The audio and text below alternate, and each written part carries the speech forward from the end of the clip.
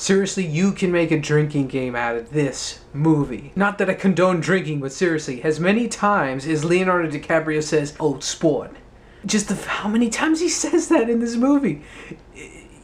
If you take a drink every time he says that, you'd be dead by the end of the movie. He's going the distance. He's going for...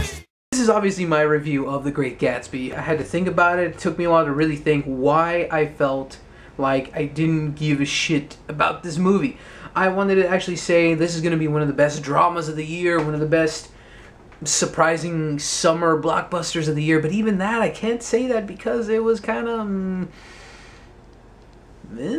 This movie stars Old Sport, Spider-Man, the girl from Drive, Tom Hardy's brother from Warrior, and the chick who wanted to give Vince Vaughn so many blowjobs in Wedding Crashers. Essentially, she technically does a lot of that here too. Moving on, this is a lot to take in terms of Baz Lurhman direction. He makes every shot the biggest, most grand thing you could ever watch, especially when it comes to the party scenes that the character Jay Gatsby throws for all these people just to have fun. But ultimately, by the end of the film, you realize his true reasons why he even throws those parties.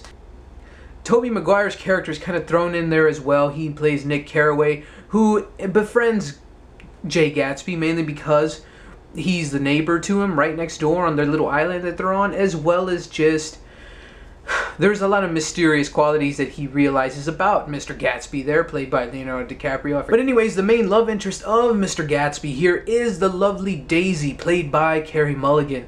I really don't know what to say other than these are the main three people here that are involved with this whole love tragedy. And the final pieces of the puzzle as well is Joel Edgerton, who is the husband to Carey Mulligan in this movie. And he plays the douchebag husband. He's a very terrible, nasty, sleazy guy. And then he has Isla Fisher on the side, just kind of having the good old, doing the old hanky-panky and whatnot. So that's pretty much the whole story from there. The ideas of love, the ideas of wanting to be with someone you know you want to be with. And that's where some of the stuff kind of lost me because I didn't care. This movie has so many amazing performances in it. I really saw these people give it their all into performing as these characters from the book of F. Scott Fitzgerald's The Great Gatsby. I really didn't have a problem with a lot of it, but the pacing of the film as well as just the overall tone is just so slow.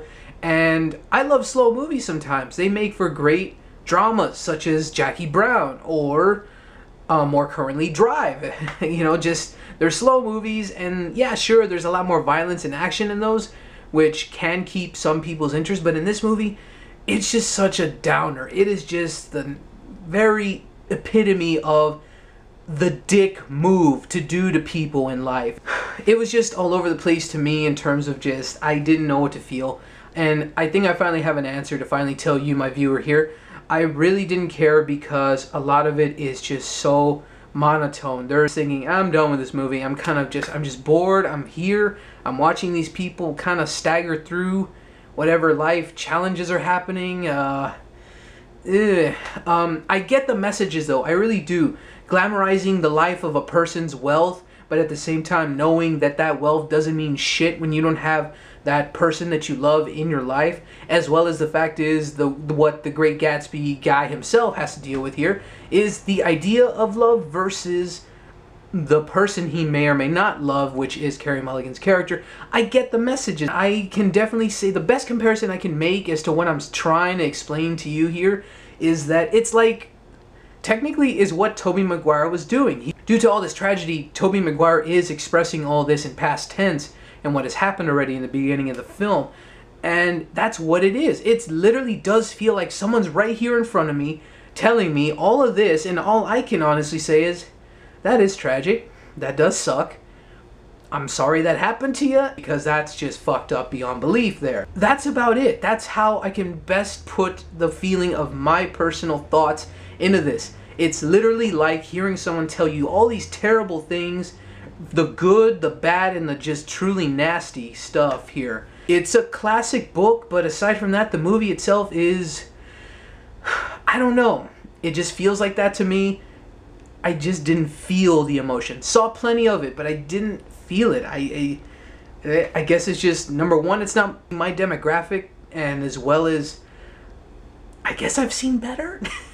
That could sound like such a douchey statement, but I've seen better performances and better love stories. I just, even though this is a timeless book that this movie's based on, I'm not bashing the book. I cannot say that because I don't remember the book from reading it in high school.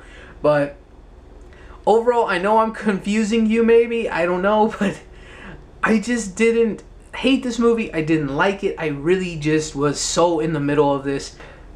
The performances were great. The visual style, just to quickly cover that, amazing. I have no complaints. Visually, this Baz Lurhman just truly did a terrific job directing this movie. And the music choices, some people hated it. I personally liked it. I thought that's what honestly kept me in the movie sometimes, because I do enjoy a good amount of pop and hip-hop music every now and then. Jay-Z's not a terrible rapper nowadays, meh, but overall, I didn't mind the stylistic choices of the music. I love the visuals. I did enjoy some of the performances, but overall, the story kind of just kept me out of it. I didn't feel the emotional weight that I was watching on the screen. So my final rating, a 7 out of 10. It's not terrible, it's not great, it's kind of in the middle for me. And on a technicality, I should rate this a 5, but it wasn't that terrible either.